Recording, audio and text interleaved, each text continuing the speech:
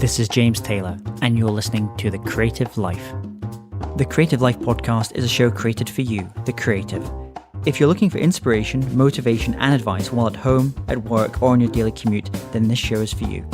Each episode brings you a successful creative, whether that's a musician, writer, artist, designer, performer, educator, or creative entrepreneur. They share their journey, their successes, their failures, their creative process, their insights, and much, much more.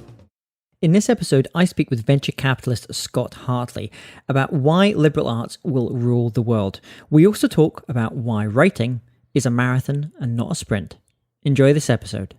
Hey, it's James Taylor, and I'm delighted today to have as my guest Scott Hartley. Scott Hartley is a venture capitalist and author. In 2016, he was finalist for the Financial Times and McKinsey & Company's Bracken Bauer Prize for the best business book proposal by an author under 35. He has served as a Presidential Innovation Fellow at the White House, a partner at Moore Davidoff Ventures, and a venture partner at Metamorphic Ventures. Prior to his life in venture capital, Scott worked at Google, Facebook, and Harvard's Berkman Center for Internet and Society. He has been a contributing author at MIT Press and has written for the Financial Times, Forbes, Inc., Foreign Policy, and the Boston Review. He holds 3 degrees from Stanford and Columbia, has finished 6 marathons and an Ironman 70.3 triathlons. He is a term member at the Council of Foreign Relations and has visited over 70 countries. His latest book is called The Fuzzy and the Techie, Why the Liberal Arts Will Rule the Digital World. And it's my great pleasure to have Scott with us today. So welcome, Scott. James, thank you for the kind introduction. Wow. So share with our listeners what's going on in your world just now. Yeah, so my forthcoming book, The Fuzzy and the Techie, comes out in about a week, and looking forward to kind of sharing this perspective with the world. You know, as you know, from venture capital, you know, your job is to sort of put your finger on the pulse of contrarian things. And I think, you know, coming out of Silicon Valley, where the narrative has been for some time, you know, that STEM, science, technology, engineering, and math is sort of the antidote to relevance in the future, and that without that, you're kind of, it's all doom and gloom. And I'm really coming with a completely different perspective on that, and excited to share it. And what I think is interesting, you have had your feet in both the venture capital world and you know, large entrepreneurial businesses like Google and Facebook, but then also you know, as a presidential innovation fellow at the White House. So you've seen in terms of public policy as well. There's a quote that you have quite at the start of the book from Sun Microsystems co-founder and venture capitalist Vinod Khosla, who says, "Little of the material taught in liberal arts programs today is relevant to the future." So in your book, you kind of take up that quote and you say, no, you've got it wrong. So tell me, why has he got it wrong? Well, you know, so as you said, I've spent a bit of time as what I would almost say is as a fuzzy in sort of a techie world. And I think there are many of us that feel that way. Just to define the terms, the fuzzy and the techie is not a framework that I came up with. It's actually a set of terms that goes back to Stanford University in the 60s and 70s as kind of this jocular way of referring to one another on campus, where people would ask, you know, hey, are you a fuzzy or are you a techie? And fuzzies really were people who studied the arts, the humanities, the social sciences, and the techies were the people that studied the engineering or computer sciences. And you know, I think if you take a look today at any of us, you know, none of us are fully fuzzy or fully techie. You know, if you look at the social sciences, for example, you know, in economics or in political science, there are elements of game theory and statistical modeling, and, you know, thinking about the probabilities of certain outcomes. You know, and if you look at mechanical engineering or sort of product design, there are so many elements of design thinking, elements of user psychology, almost anthropological research in user experience design. So, you know, then are the engineering degrees, are those fuzzy degrees, are they techie degrees? And the truth is that there's sort of a conflation of these two sides. And so, you know, I think when you get to the heart of the issue of what Vinod Khosla mentioned, you know, in that line that you referred to, it's sort of this, it's a faux opposition between STEM and the liberal arts. And if you actually look back to the definition and sort of what the liberal arts truly are, they actually incorporate the natural sciences. They incorporate things like biology and physics, mathematics and logic. So it's, you're hard pressed to say, one, that those things don't matter, especially, from the venture capital seat, seeing what's happening in genomics, seeing what's happening in sort of biology. Those are fundamental components of the liberal arts corpus. And, additionally, to say that, anything that's sort of soft is useless, one, sort of belies the rigor, the statistical rigor, and the various things that are components of these quote unquote softer subjects. And then third, kind of just because something has less technical components to it than something else, these are the very things that sort of contextualize our tech in the future and are the ways that we can apply our technology meaningfully. So, I guess I take issue with that statement because I think, as we can get into, as AI and as these technologies touch more and more parts of our lives, it actually becomes incumbent upon us to, contextualize them, to bring sort of a focus back to, how we want them applied, how we want them framed. And those, really require a plurality of disciplines and thought that we bring to our technology. One of the things I was kind of fascinated by in the book is you mention very notable people, and then you show actually they've come from the Fuzzies world. People you might know. So Sheryl Sandberg from Facebook studied economics. Peter Thiel, who we know as obviously PayPal, and lots of other things aside, studied philosophy and law. Reid Hoffman, of LinkedIn founder, studied philosophy at Oxford as well. And I think about people like Steve Jobs, even who studied on the kind of liberal arts side as well. So is there, when you've spent a lot of time working in Silicon Valley, does it feel like very much two tribes, the way that they deal with each other, or is it a little bit more complicated than that? No, I think, as sort of referring to with regard to, say, the social sciences or engineering, there's really not sort of two tribes, so to speak. It really is a sort of conflation of the two. And, if anything in the book, the title is The Fuzzy and the Techie, because I think it's about sort of this sort of faux opposition or false dichotomy between the two. And actually, if you go back to 1959, there's a great lecture by a guy who was a physicist and a novelist. His name was Charles Percy Snow. And C.P. Snow gave this lecture at Cambridge University in the UK. And in that lecture that came to be known as his Two Cultures lecture, he basically called out this sort of false opposition between the sciences and the humanities and said, wait a minute, we need people who read English literature to also know the first law of thermodynamics, and we need physicists to study Shakespeare. And I think similarly today, there's no one that's sort of completely defined by one side or the other. But, the same way that we have people reading James Joyce, that maybe they should take a JavaScript class. So I think it's about sort of bringing these two sides together. But like you said, the counterintuitive truth that I realized sitting in the venture capital seat, where your job day in and day out is to meet with entrepreneurs and to sort of observe what's happening in technology and where you think trends are evolving, was one, there were a number of people at the helm of these great companies who were in fact from quote unquote fuzzy backgrounds. Like you mentioned, Cheryl, Susan Wojcicki, who runs YouTube, was a history and literature major. Alex Karp, who's at the helm of Palantir, actually has a PhD in neoclassical social theory.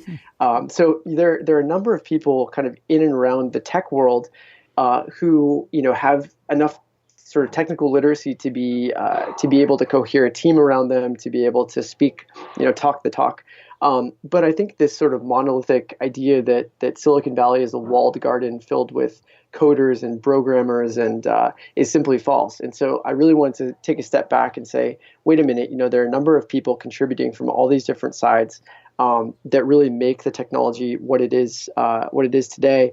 And moreover, as we have these tools that touch increasingly deeper parts of our lives at scale, then how are we asking the questions of how we should be building this technology, how we should be applying it? Are there ethical questions? Are there ramifications for, if we have algorithms determining work schedules or determining the ways that our cars drive? These are questions that start to have impact on society as well as just the individual. And then one of the things we often hear is obviously this, and you mentioned it in the book, the rise of STEM, but also in a relatively narrow way at times as well. So if parents are listening to this just now, when they're thinking about their children and how their children should be educated, so you're essentially making the suggestion that they should be both learning to code and learning to read Socrates. So they should be having maybe not a 5-year-old reading Socrates, but they should be having this combination of two things. Is that not difficult though? It feels like in a world where we're being increasingly pushed towards specialization in things. This idea of the Renaissance man or woman. And you think, well, okay, you can imagine that for the Da Vinci's of this world, and maybe even like the was it Richard Feynman as well, and the physicist. You can imagine maybe but now really people have to be super specialized to be able to progress at what they do. Is that the case, or have I got that completely wrong? It's a good question, and it's one that I think is sort of the question of the day, as we look to the headlines on a day-to-day basis about the rising cost of student debt, vocational relevance of our education, the financial crisis of 2008, making people think about the rising unemployment, and then we have all of the wave and fear around artificial intelligence and machine learning, and so there's a daily barrage of these things that I think bring these questions right to the forefront of people's minds of what should I be studying to be sort of vocationally relevant tomorrow. And I think, taking a step back, these are larger philosophical questions about the purpose and nature of education. Obviously, with rising student debt and there is a pragmatic approach, that we all need to take to think about what we're passionate about, what we're good at, and what can afford us the lifestyle that we want to live. But I think as we take, a look at some of the tools in education that are working really well, it's this blending of the two sides. So it's really bringing technology into the classroom, but it's not sort of putting everything, say, online and expecting us to suddenly learn them better because they're digitally enabled.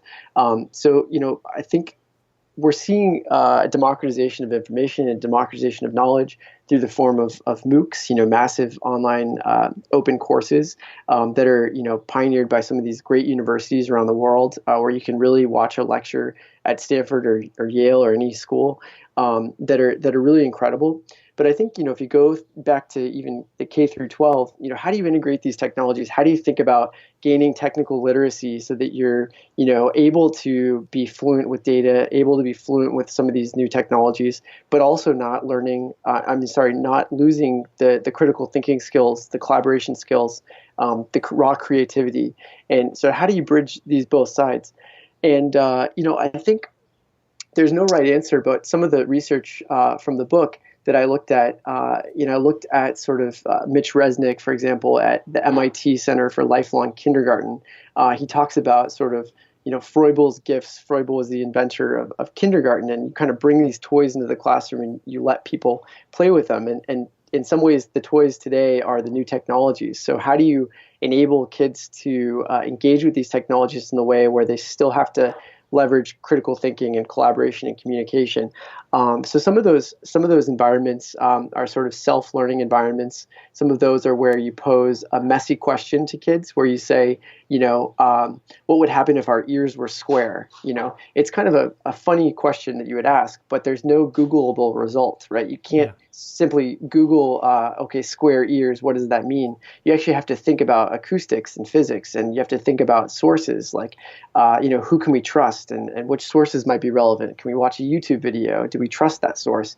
And so it begs all these broader questions of how we engage with our world. And, information is everywhere, but how we turn information into knowledge is still sort of a fundamental personal choice, right? And so I think getting kids sort of both able to interface with technology and then also able to interpret what they believe and what they don't believe, because just because something is digitally encoded, just because it's in ones and zeros, just because it's pumped through an algorithm doesn't mean that it's objective, doesn't mean that it's become more true than anything else. And so we still have to sort of leverage those critical thinking skills of delineating between what we believe and what we don't believe. And essentially, you mentioned like the MOOC courses, and it seems to be we're having another I remember living in the Bay Area when a lot of the Coursera's and the edX's and the Khan Academies, everything were kind of coming up.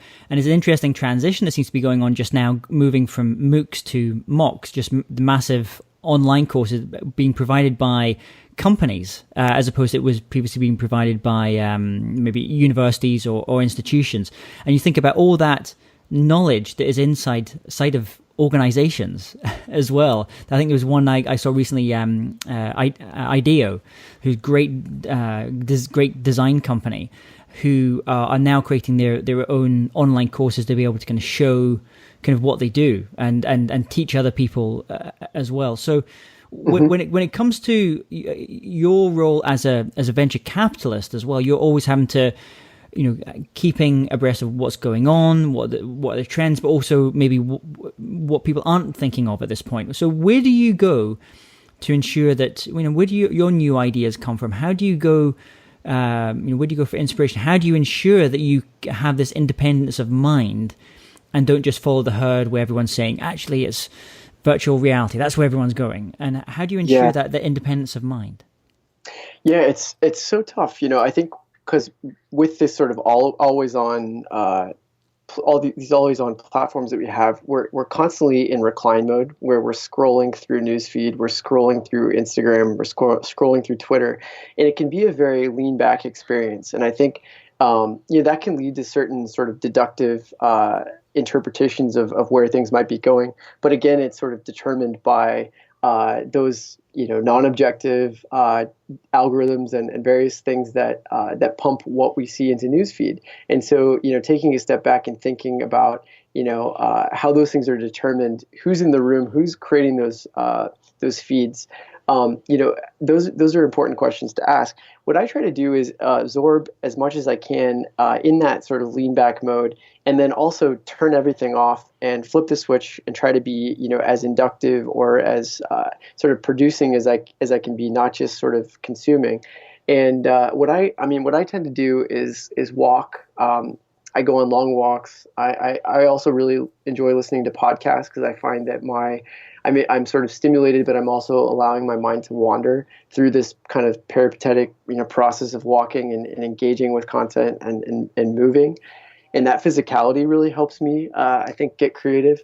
But I also, I find that writing, and this is probably a case in point with the book, but writing really helps me cohere and formulate my own ideas and crystallize my own thinking and sort of codify it into what I truly believe.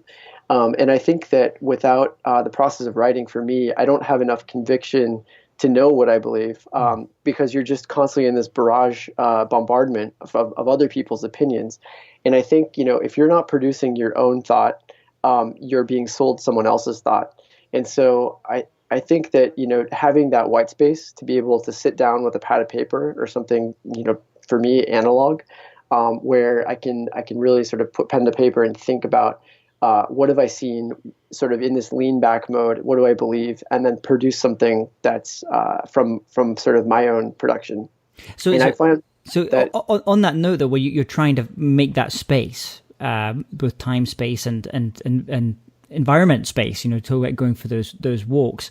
You've got a very busy life. You're venture partner at these different firms. You're obviously previously doing stuff at the White House as well. You're contributing to other things. How do you carve out the space to, once you've been doing that reflecting and thinking, carving out the space to do the writing part? Do you batch that time, or is it early in the mornings, or is it late at night? Because I'm sure that's something that a lot of our kind of writer listeners would be interested in hearing. Yeah, I have different sort of as you say, times and spaces that are helpful for me. So in the process of writing the book, there are many different components of, for example, having interviews, recording interviews, transcribing those interviews to notes, transcribing the notes to a block of narrative, and then sort of narrative blocking things out where you say, okay, I want to have a story, but then I want to have 2 bites of analysis, and then I want to have another story. And all of those are kind of separate pieces of the process. And so I almost had separate times and places where I would do these various things. So for example, in a high distraction environment, I could transcribe notes because it only required sort of listening to audio and just writing down bullet points. But then maybe the narrative flesh out. That required sort of getting into a real creative zone where I'd put on jazz, I'd maybe be in my headphones, and I'd be in a different space altogether. And so for me, I had sort of a Groundhog's Day approach. Early on in the process of writing the book, I thought this would be, I think as we often sort of lionize the process or believe it to be this, being able to travel and do all these wonderful things while you're writing a book. But really, for me, it came down to going to the same cafe every morning at 8 a.m., working there until about 11 or 12 when my laptop battery and everything would die, including my own my own energy and stamina, and then I'd have to recharge. But I would treat it almost like training for a race or training for some sort of athletic event, where you treat the day as having 2 or 3 different blocks of time and trying to accomplish one thing in each of those 2 or 3 blocks of time, and then taking a break when you need to take a break. But for me, it was sort of that Groundhog's Day approach of same routine every morning, and it became very boring. And I probably fell off the radar for a number of people, but that was the only way that I knew how to get it done. But I'm guessing that's almost the marathon runner in you taking that approach by doing it in that way. Because I know that when we have other authors and they have maybe they're sprinters, so they'll block out the time, they'll block out that 2 weeks and nothing else happens. They go and lock themselves in a room for 2 weeks. But it's interesting because you have that similar approach you do with obviously your triathlons, your marathons, where it's just this consistency of work and that way that you use the blocking as well, so you can really focus in that period of time as well. I think that's true, and I think there's a different strategy probably for each individual author or approach. But for me, that was I call it my Groundhog's Day approach. And can you tell us about a time when you worked on a project or something you were doing, maybe one of your venture capital clients or one of the businesses you worked in as well? Don't have to mention names, obviously, but a time when you worked on something and you gave it your heart and your soul, but for whatever reason it just didn't work out like you'd hoped. And more importantly, what were the lessons that you took from that experience? Yeah, venture is an interesting business because it's a courtship process on both sides. So the same way that an entrepreneur may pitch to a number of VCs to try to raise capital for their business, to test a hypothesis, to de-risk an aspect of the business, to build for a year or two, the venture firms are also competing for the attention of great entrepreneurs, and so there's always this dynamic and duality between the two sides. And in VC, it's you have sort of your portfolio, and then you have your anti-portfolio. And the anti-portfolio, Bessemer Ventures is a firm in Silicon Valley, and they actually have it up on the wall, and they're basically all the companies that got away, And so of course they've got Google up there and various other ones that unfortunately they didn't have the foresight or the or win the deal or whatever it might be. But certainly in venture capital, so many times you have an entrepreneur that you love their sort of vision of the world and the company that they're building and the team that they've surrounded themselves with, and you make the petition to your fellow partners. You write up a deal memo and you sort of describe the opportunity, and you have that entrepreneur come and pitch the partnership. And sometimes, somebody hasn't had their coffee, or they saw the same deal 2 years ago and they're jaded by it, and you let it get away. And then oftentimes, that company becomes some exceptional platform and entrepreneur that goes on to really, change the world. And I remember there's a great study just on that timing thing as well. You mentioned how important. Obviously, when you're making these decisions, it's tens, hundreds of millions of dollars at a time for those decisions as well. But there was someone that studied parole judges. And they found that a parole judge was more likely to give let someone off at certain times in the day, and less likely to be lenient at other times of the day. And it usually revolved around, I think they said the time that you ideally want to get in front of a judge is just after lunch or first thing in the morning. But you never want to get there just before lunch or just before the coffee started running out. I believe it. Yeah, and I think this gets into from a product development standpoint too, or any number of things. These sort of behavioral design features, or when you're presented with information, these really have an impact. There's a study that I talk about in the book. With regard to sort of nudges in product design, nudges in sort of we're all familiar with the term from Cass Sunstein's great book a few years ago. But in New York City, where I live, there was a study done on 13 million data points within taxi cabs, where they changed the tipping structure from 10, 15, and 20% when you pay, your fare. They changed it to 15, 20, and 25%. So the default middle payment was, tipping amount went from 15% to 20%. And what these two researchers found, Karim Hagag and Giovanni Paci, they found that basically there was a 10% increase in tips, and that resulted in $6,000 extra dollars for drivers on average. Yeah. And so this tiny design tweak that raised, the default middle, most people say, well, I don't want to be cheap. I don't want to pick the low one. And I don't have a lot of extra money, so I'm not going to pick the high one, but I'm just going to pick the middle one here. Yeah. And I'm too lazy to actually punch in my own dollar amount, because that takes, 10 keystrokes instead of just one. And so these minor tweaks, like you say, whether it's a parole officer in the time of day, or it's a design tweak in a product that we use, these have real implications. And I guess that pulls it back round again to, that's, the technology will change constantly, but human psychology is relatively consistent in that way. And I think about when I used to live up in Napa Valley, and speaking to some restaurant owners there, and they absolutely used the fact that they knew that most people would go for the middle in terms of wine selection. So they always had, some screamingly high ones there as well to take the mean or the average up a little bit as well. So as we kind of carry on here as well, do you have obviously you have lived this interesting life of being an author and a writer, thinking deeply about these things, and also being very much in the cut and thrust of the VC world as well. Do you have an online resource or a tool or an app, something like Evernote or Gmail, that you love and you don't think you could be living without now?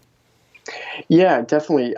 The one that I found very, very helpful through the process of writing the book was a company called Pocket. I believe it's getpocket.com. And Pocket allows you to sort of store articles for later reading and use on your phone. But what it also does is, if you pay the small fee per month to have the Pocket Premium, you basically can sort of tag articles, and you can put them into buckets or into folders. So for me, once I knew the sort of vague structure of the book, and some of the different buckets of where I was researching, whether it was on, say, AI, or it was on use of blended learning in education and classrooms, I could basically tag an article and drop it into that folder, and then I would have it downloaded in PDF format. I could read it on my phone. I could read it on all my devices, and it would sync across those devices. And it was really just a great tool for that. The other one that I loved was called rev.com, R-E-V. Yep. And Rev basically transcribes audio to text for about $1 a minute. And so, if you have a 30-minute interview and you want to transcribe that fully to text, where it's searchable and everything, you could do that for $30 with Rev. And then using other tools like If This Then That and Zapier, which create little triggers for different automation functions. I could basically have, for example, I could record audio, have it transcribed, have the transcription document auto-saved to my Dropbox, where I could then find it later. And so little things like that helped really sort of bake in some of the efficiencies of working on the book. And those are tools that obviously span much beyond, working on a long form piece of writing. You could do that in any capacity. But I found that If This Then That and Zapier, Zapier, are also really helpful for that. But what I love about there's things like that, like Zapier, like middleware and things, how they can actually help the creative process. Because so many people, maybe I'm talking on the Fuzzies side here, would look at many of those tools and say, oh, that's just too technical. And actually they're so simple now to be able to use these tools, and they're also incredibly powerful. And I just think of, you mentioned if this then that. I know so many authors and creatives who spend a lot of time doing the social media side, when basically 90% of it can be automated and save them so much time that they can be doing for higher level tasks, like some of the things you discuss in the book as well. What about if you were to recommend just one book and one record, one album to our listeners? What would they be?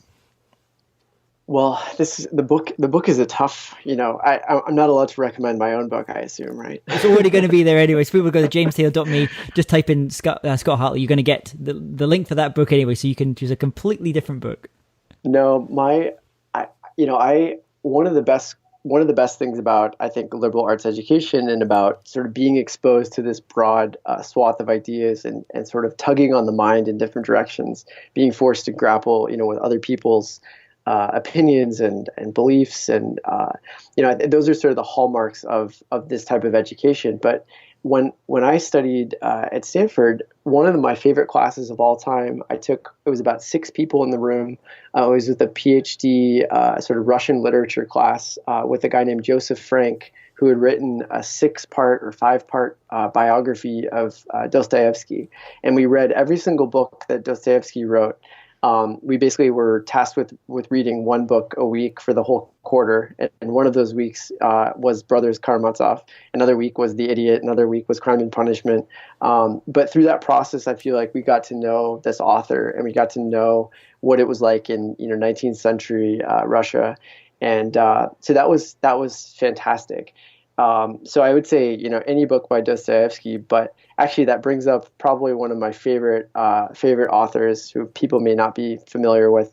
And it's a guy named Peter Hopkirk, and he writes about this sort of the great game in Central Asia of the 19th century, sort of duality between Tsarist Russia and Victorian Britain, and how they were basically vying for all this territory across Afghanistan, across Central Asia, but they were doing it all below radar. So they were doing it with these subalterns that would be embedded and basically spying, running these crazy adventurous lives across Central Asia. So Peter Hopkirk has a book called The Great Game, and that's it's one of my favorite books of all time. But I'd say those are on the literature front. Those are ones that have been really inspiring and fun for me.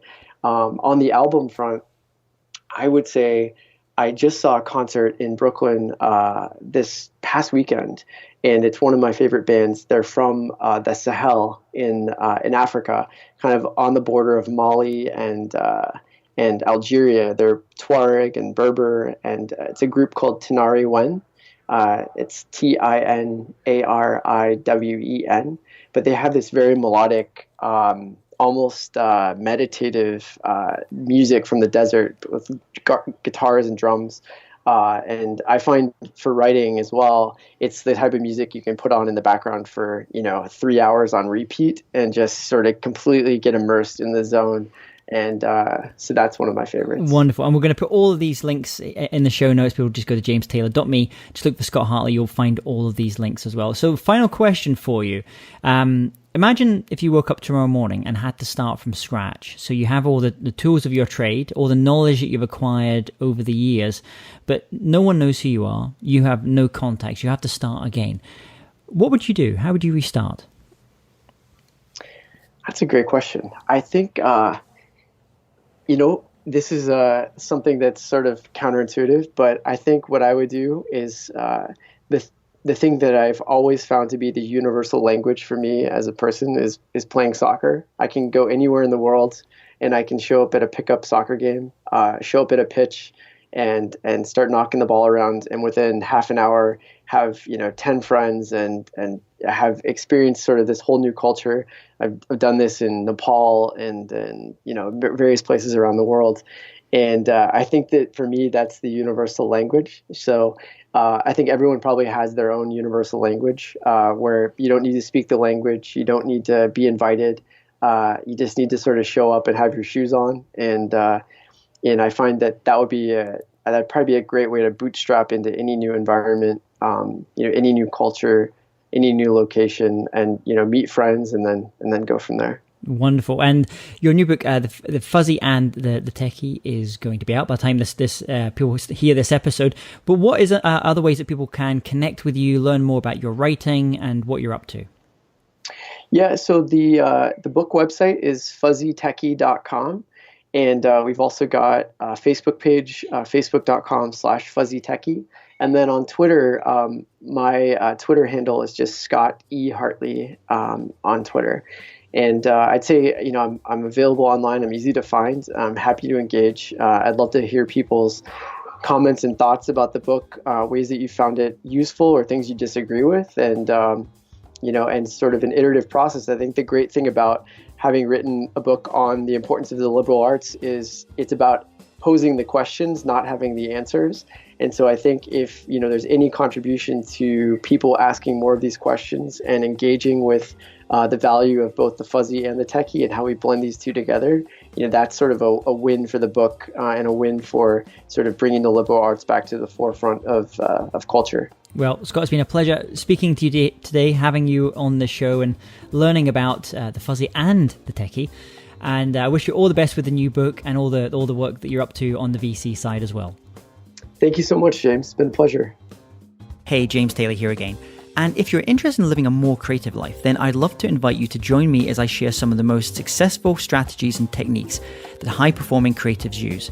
I put them all together in a free downloadable ebook that you can get by going to jamestaylor.me. That's jamestaylor.me to get your free downloadable ebook on creativity.